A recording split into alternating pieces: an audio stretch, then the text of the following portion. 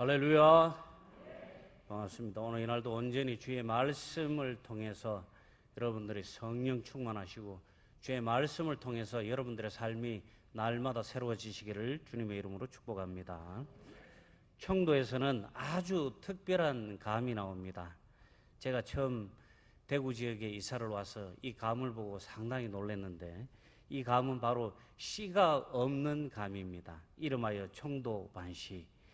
이 감에 대해서 예전에 실험을 한 적이 있습니다. TV에서 청도 반씨를 다른 지역에다가 옮겨 심으면 어떻게 되는지, 그리고 다른 종의 다른 지역의 감나무를 청도에 옮겨 심으면 어떻게 되는지에 대한 연구였습니다. 결과는 아주 놀라웠습니다. 감의 종류가 문제가 아니었습니다. 청도 지역의 독특한 이 기후와 토양이 그렇게 만들어낸다는 것입니다. 청도에 있는 반시나무를 다른 지역에 갖다 심으면 씨가 나고, 다른 지역에 씨 있는 감나무를 청도에 옮겨 심으면 씨가 나지 않는다는 것입니다. 그렇습니다. 아무리 좋은 씨앗도 토양이 좋지 않으면 그 열매를 맺을 수가 없습니다. 그러나 아무리 나쁜 씨앗이라도 토양이 기름지고 자라기에 최적의 환경을 만들어 준다면 좋은 열매를 맺는다는 것입니다. TV 프로에 개는 훌륭하다라는 프로그램이 있습니다. 여기에 보면 정말 혈통 좋은 명견들이 나옵니다. 금액으로 따지면 정말 어마어마한 금액의 개들이 나옵니다. 그런데 견주가 이 개를 훈련을 시키지 않고 그냥 이뻐하기만 하고 방치해 두면 똥개보다 더 못한 놈이 되고 만다는 것입니다.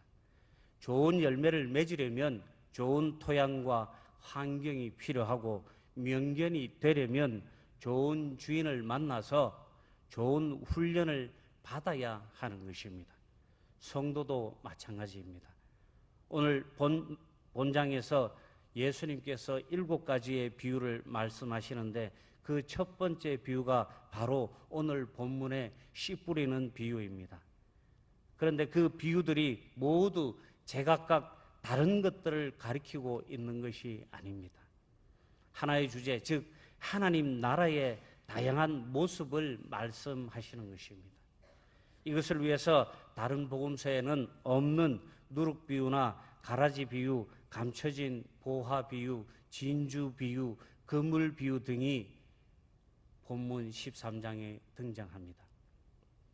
이 비유들이 담고 있는 내용은 결국 하나님의 선택된 거룩한 백성들이었던 유대인들에게 거부당한 천국의 진정한 모습들입니다. 예수님께서 이 땅에 오셔서 우리들에게 강조하며 가르치셨던 하나님 나라의 도래가 유대인들에게는 그다지 매력적으로 들리지 않았습니다. 그들이 원하는 메시아상과 그들이 그려온 천국의 모습은 지금 그들 앞에 서 있는 초라한 행색의 예수님의 모습과 그가 전하는 하나님의 나라에는 별로 매력이 있을 수가 없었습니다. 그러나 그들의 의사와 관계없이 천국은 하나님 백성들을 위해 마련된 곳입니다. 어쩌면 유대인들은 종말에 이르렀을 때 이것을 깨닫게 될지도 모릅니다. 그때에 하나님께서 돌아온 탕자와 마찬가지로 돌아온 자들과 돌아오지 못한 자들은 분명하게 구분이 된다는 것입니다. 사랑하는 우리 영일만 가족 여러분, 아직 주님께로 돌아오지 못하고 있는 그들을 위해 눈물로 씨 뿌리며 귀한 열매를 거둘 수 있기를 소망합니다. 예수님과 그를 따랐던 제자들이 사람들 틈에서 벗어나기 어려웠고, 육신적으로 어쩌면 힘든 사역의 기간이었는지도 모르겠습니다. 그런데 오늘은 아주 분위기가 있습니다. 오늘도 여느 날과 마찬가지로 많은 사람들이 예수님의 그 하나님의 나라에 대해서 듣고자 모여들기 시작했습니다. 그 장소는 바로 갈릴리 바닷가 해변이었습니다. 많은 사람들이 모였지만 바닷가에서 불어오는 이 시원한 바람은 예수님의 말씀을 육지에 앉아서 이 예수님의 말씀을 듣는 사람들에게 아주 조용하고 마음속 깊이 날아가서 새겨 들어갔습니다. 그 바람이 오늘 이 자리에까지 불어와서 사랑하는 우리 영일만 가족들의 가슴에도 예수님의 말씀이 깊이 새겨지시기를 소망합니다. 길가와 돌밭에 뿌려진 씨앗은 좋은 열매를 맺을 수가 없습니다. 그리스도인이 되기 전에 우리는 하나님 앞에 너무나 무익한 죄인들이었습니다. 무익한 사람은 자신의 삶을 조절할 수가 없습니다. 그 어떤 것도 자신의 능력으로 해결할 수 있는 능력도 없습니다. 자기 앞에 놓여있는 인생의 삶을 제대로 걷지도 못하며 성장할 수 없는 삶을 살아갑니다. 마태복음 13장 19절에서 21절까지 말씀에 아무나 천국 말씀을 듣고 깨닫지 못할 때는 악한 자가 와서 그 마음에 뿌린 것을 빼앗나니 이는 곧 길가에 뿌린 자요 돌밭에 뿌리였다는 것은 말씀을 듣고 즉시 기쁨으로 받되 그 속에 뿌리가 없어 잠시 견디다가 말씀으로 인하여 환난이나 핍박이 일어나는 때에는 곧 넘어지는 자요. 아멘. 이러한 사람들은 말씀을 들어도 영적인 삶에서 어떤 성장도 변화도 없다는 것입니다. 주님 앞에서 계속적으로 어린아이처럼 살아가는 사람들을 말하는 것입니다. 아무리 하나님께서 우리의 심장을 건드려 주시고 아무리 하나님께서 날마다 우리를 불러주셔도 우리가 그 하나님의 음성에 민감하게 귀 기울이지 못하고 그 하나님의 음성을 듣지 못하고 그 하나님의 음성을 듣더라도 우리가 반응하지 못한다면은 그 말씀이 나의 말씀이 될 수가 없고 그 말씀이 나를 살리는 생명의 말씀이 될 수 없다는 것입니다. 좋은 열매를 맺기 위해서는 하나님의 생명의 말씀을 듣고 하나님의 말씀을 깨닫고 그 말씀에 순종할 때 성숙한 신앙으로 우리의 삶을 거룩한 성전으로 만들어서 거룩한 땅으로 만들어 거룩한 열매를 맺을 수 있는 것입니다.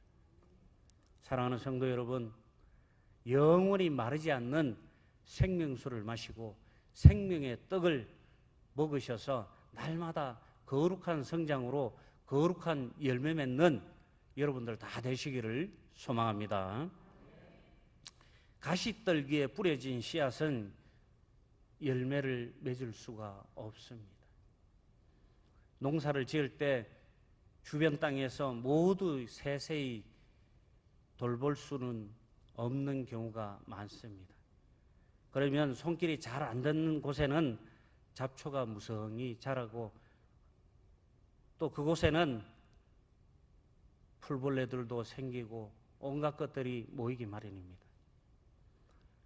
씨를 뿌리다 보면 또한 거기에도 씨앗이 떨어지기도 합니다. 때로는 새나 짐승들이 물어다 놓기도 합니다. 잡초도 식물이고 하나님이 뿌린 씨앗도 식물이니 씨앗이 처음에는 자라기 시작하지만 주위의 가시떨기가 영양분을 뺏어 먹어버립니다. 그러므로 인해서 제대로 자랄 수가 없는 것입니다. 그래서 씨앗이 원래의 모습으로 자라서 열매를 맺기에는 턱없이 양분이 부족하게 되는 것입니다. 모양은 씨앗이지만 그리고 그 씨앗에서 나온 싹이지만 다시 풍성한 열매와 씨앗을 재생산해낼 수는 없는 것입니다. 요즘 교회에 무늬만 그리스도인들이 있습니다. 많은 그리스도인들이 이 삶을 더 좋아하는 것 같습니다. 왜냐하면 이러한 사람들은 내가 이 교회에 속해 있다는 그것만으로 만족하기 때문입니다. 이러한 사람들은 내가 이 교회에 속해 있다는 이 만족감 외에는 더 이상 아무것도 그들은 원하지 않습니다.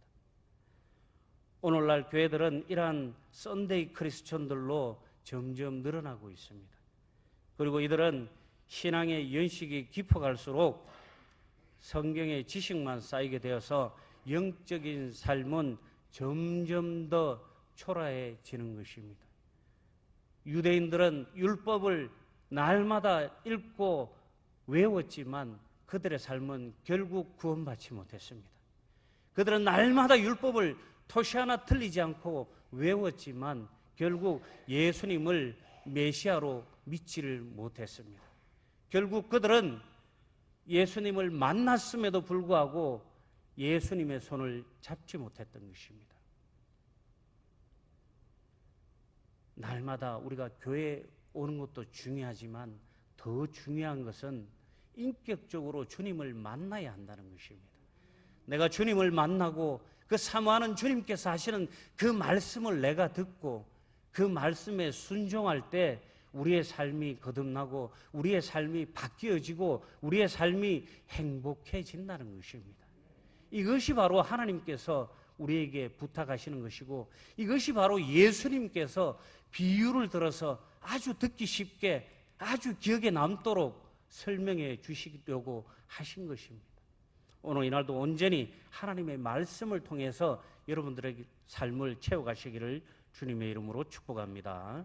마태복음 13장 22절 말씀에 가시떨기에 뿌리였다는 것은 말씀을 들으나 세상의 염려와 재리의 유혹에 말씀이 막혀 결실치 못하는 자요. 이 비유가 의미하는 것은 말씀을 듣고 실천하려고 하지만 세상의 것과 세상의 유혹 때문에 믿음이 성장하지 못하게 되는 것을 가리키는 것입니다. 우리는 할 수 없이 세상 속에 살아가는 사람들입니다. 우리는 하늘에 속해 있는 사람들이지만 세상 속에서 하나님의 사역을 감당하는 하나님의 군사들입니다. 하나님의 사람들입니다. 그러나 우리가 세상 속에 오래 살고 세상 속에 너무 묻혀 살다 보니까 때로는 우리의 신분을 망각할 때도 많습니다. 우리가 세상의 사람인 줄 착각하고 그들과 똑같이 하려고 합니다. 어떨 땐 그들보다 더 할 때도 있습니다. 하지만 우리의 소속은 분명하게 하늘의 소속이고 하나님의 자녀들이라는 것입니다. 세상의 것이 아니라 내 삶의 우선순위가 오직 예수로 주님께 영광이 되시고 성령 충만함으로 믿음으로 승리하여 거룩한 열매 맺는 여러분들 되시기를 소망합니다. 마지막으로 좋은 땅에 씨를 뿌려 좋은 열매를 맺는 삶을 사시기를 바랍니다. 마태복음 13장 23절 말씀에 좋은 땅에 뿌렸다는 것은 말씀을 듣고 깨닫는 자니 결실하여 혹 100배, 혹 60배, 혹 30배가 되느니라 하시더라. 열매 맺는 삶은 우리 앞에 놓여 있는 가능성을 바라보는 비전 있는 희망 있는 삶을 말하는 것입니다. 열매를 맺어야 나무를 심고 열매를 맺기 위해서 우리가 씨를 뿌리는 것입니다. 열매가 맺지 않는다면 누가 씨를 뿌리겠습니까? 그 열매의 희망을 가지고 살아가는 것이 바로 기독교인들인 것입니다. 그 열매가 무엇입니까? 천국의 열매인 것입니다. 우리가 천국 소망의 그 소중한 열매를 날마다 바라보며 오늘 이날도 주님께 영광드리며 찬양하는 여러분들 되시기를 소망합니다. 열매 맺는 삶은 우리 앞에 놓여 있는 축복입니다. 하나님의 너무나 소중한 선물입니다. 요한복음 15장 8절 말씀에 너희가 과실을 많이 맺으면 내 아버지께서 영광을 받으실 것이요 너희가 내 제자가 되리라 말씀하셨습니다. 우리가 좋은 열매를 맺기 위해서는 땅이 중요한 것입니다. 좋은 땅에 떨어진 씨는 100배, 60배, 30배의 결실을 맺는다고 하셨습니다.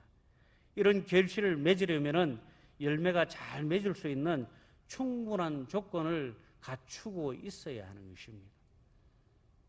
우리가 농사 지을 때 어떻게 하십니까? 그냥 맨 땅에다가 대충 삽으로 뒤집어서 씨 뿌리십니까? 그렇게 농사 짓는 분은 아무도 없으실 거예요. 씨를 뿌리기 전에 충분히 땅을 뒤집어서 잘 솎아주고 딱딱하게 굳어있는 땅을 잘게 부수어주고 그 땅에 또 양분이 충분히 배이도록 비료와 거름을 주어서 잘 섞어주고 혹여나 또 뿌리들이 상처 입을까 봐 돌뿌리를 다 걸러내어서 뿌리들이 잘 뿌리 내려서 살 수 있는 그 토양의 거름을 만들어줍니다. 오랜 시간 땅을 일구고 돌을 골라내고 거름도 충분히 섞어주고 뿌리를 잘 내리도록 영양분이 잘 흡수하도록 수시로 물도 주고 기생충도 잡아주고 새도 쫓아주고 약도 치고 해야 좋은 열매가 열리는 것입니다. 우리 교회 이 하단에 보면은 아주 먹음직스러운 복숭아 나무가 3그루가 있습니다. 정확하게 4그루, 이쪽에 2그루, 저쪽에 2그루, 그죠? 해마다 그 복숭아를 볼 때마다 그런 마음이 들어요. 내년에는 꼭 약쳐야지.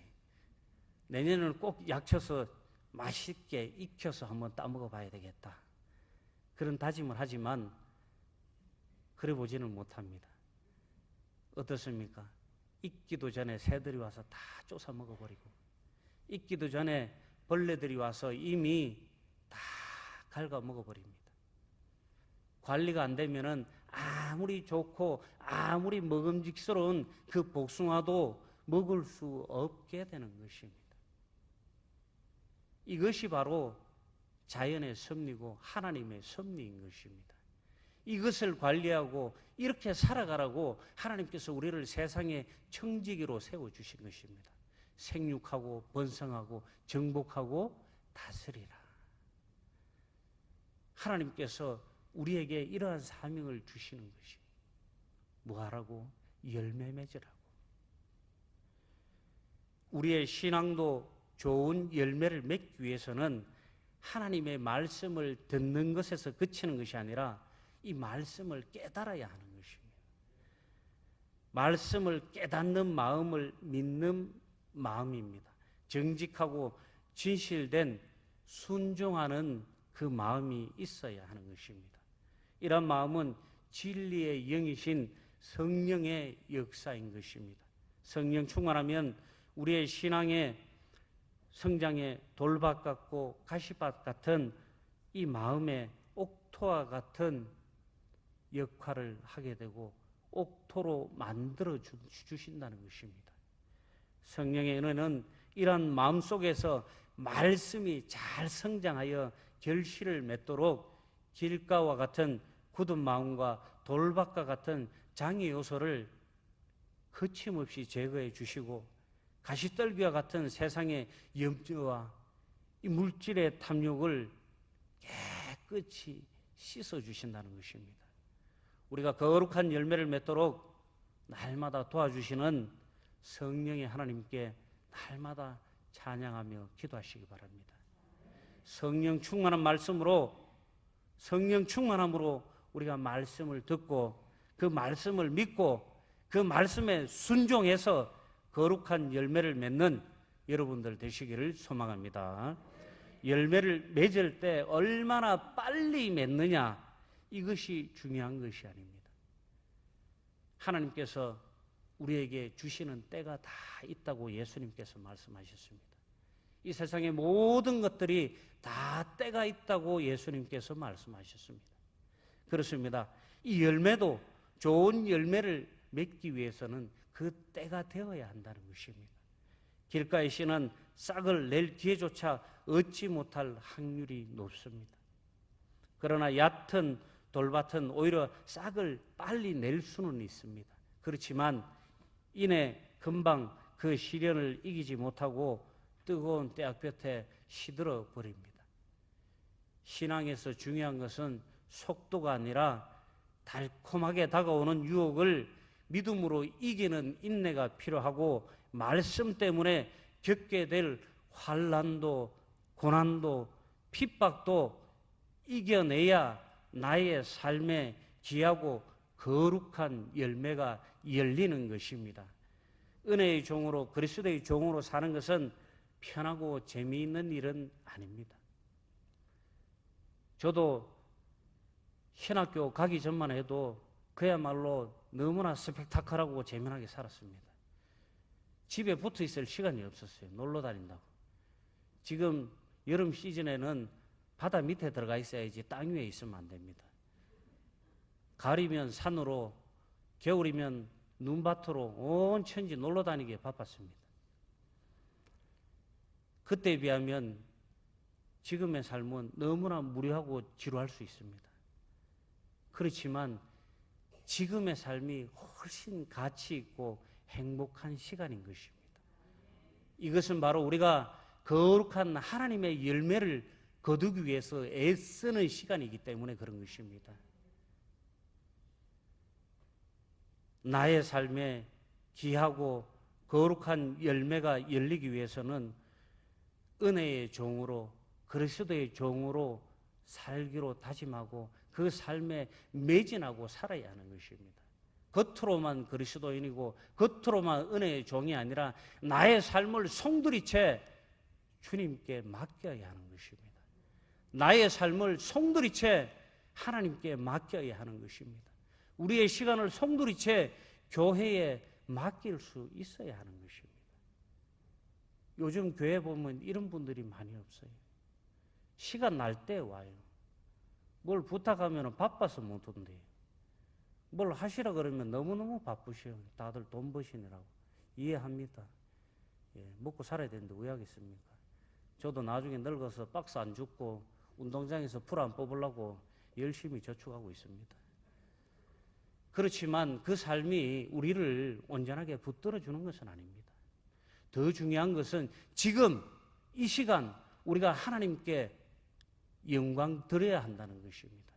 지금 이 시간 우리가 하나님의 말씀을 들어야 한다는 것입니다. 하나님의 말씀을 들을 때 듣지 못하고 하나님께 영광 드려야 할 때 영광 드리지 못한다면은 하나님께서 우리를 불러주시고 하나님께서 우리와 함께하고 싶을 때 함께하지 못한다는 거예요. 날마다 하나님께 찬양과 영광으로 사모하는 마음을 전하는 여러분들 되시기를 소망합니다. 우리는 하나님의 자녀이기에 주님이 주시는 것으로 살고 주님이 주시는 사명을 감당하며 주님을 기쁘시게 하는 선한 종이 되어야 하는 것입니다.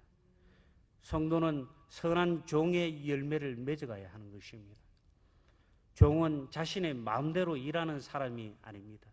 주인의 것을 가지고 주인이 시키는 대로 순종하며 주인의 뜻에 맞게 주인의 영광을 위하여 일하는 사람입니다. 고린도전서 10장 31절 말씀에 먹든지 마시든지 무엇을 하든지 다 하나님의 영광을 위하여 하라. 아멘. 우리의 삶이 이렇게 살아야 하는 거예요.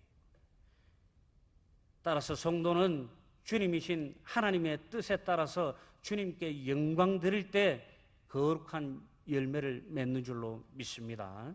성도는 하나님께서 주시는 힘으로 일을 해야 오직 하나님께만 영광 드릴 수 있는 것입니다. 빌립보서 4장 13절 말씀에 내게 능력 주시는 자 안에서 내가 모든 것을 할 수 있다. 고린도전서 10장 10절 말씀에 나의 나된 것은 하나님의 은혜로 된 것이니. 그렇습니다. 내가 아니라 나가 아니라 우리를 위해서 하나님을 위해서 자신을 사용해야 한다는 것입니다. 특히 교회 공동체는 이것이 중요한 것입니다. 자기 자신을 드러내는 순간 사람들에게 인정받기 위해서 자기 만족을 위해서 일하는 순간 자신의 인기가 올라갈 때까지 일하는 순간 자신이 십자가보다, 우리를 위해서 그 십자가에서 죽으신 예수님보다 더 빛나기 시작하는 것입니다. 그렇게 되면은 우리의 삶이 하나님께 기쁨을 드리는 삶이 절대로 될 수가 없다는 것입니다. 특히 직분이 높아질수록 십자가 위로 올라가고 자신을 드러내려는 경향이 많습니다. 내가 목사인데 화분 들어야 되나? 내가 목사인데 화장실 치워야 돼? 내가 장로인데, 내가 권사인데, 내가 안수 집사인데, 그러면 이제 막 들어온 어리버리한 성도는 어떻게 해야 돼? 새신자는 그 양반들이 할 수는 없잖아요. 먼저 온 사람들이 모범을 보이고 많이 은혜를 받은 사람들이 솔선수범할 때 교회는 은혜로워지고 교회는 행복해지는 것입니다. 잠언 16장 18절 말씀에 교만은 패망의 선봉이요 거만한 마음은 넓어짐의 앞잡이니라, 이렇게 말씀하십니다. 서로 상처 주고 받고 교회에 분열이 생기고 결국 교회에 떠나는 것입니다. 교회 떠나면 끝나는 것입니까? 교회 떠나는 것은 예수 그리스도 안에 있지 못하는 것입니다. 예수 그리스도 안에 있지 못한다는 것은 여러분들이 받은 그 선택적 구원이 취소되는 거예요. 예수 그리스도 안에 있을 때 여러분들의 삶에 그 구원이 유지가 되는 것입니다. 로마서 8장 2절 말씀에 분명하게 말씀하고 있는 것입니다. 예수 그리스도 안에 있을 때 은혜와 평강이 있다고. 성도는 하나님이 주시는 능력으로 봉사하고 그분을 바로 알 때 더 겸손해지는 것입니다. 성도는 신앙생활하고 전도할 때 말씀을 통해서 구원의 확신을 가지고 전하는 것입니다. 세상의 것이 아니라 주님이 주시는 것으로, 주님의 것으로 살아가는 것이 바로 성도인 것입니다. 사랑하는 성도 여러분, 그것보다는 여러분들의 마음속에 예수 그리스도를 심어서 주시기를 바랍니다. 여러분들의 그 옥토에 예수 그리스도의 씨앗을 심기 바랍니다. 예수 그리스도가 없이 무익한 세상의 것으로만 심으려 한다면 결코 하나님께서 기뻐하시는 거룩한 열매를 맺을 수가 없습니다. 성도는 하나님 중심, 성도는 말씀 중심으로, 예배 중심으로 살아가는 사람들입니다. 성경책 들고 다니는 사람이 성도가 아닙니다.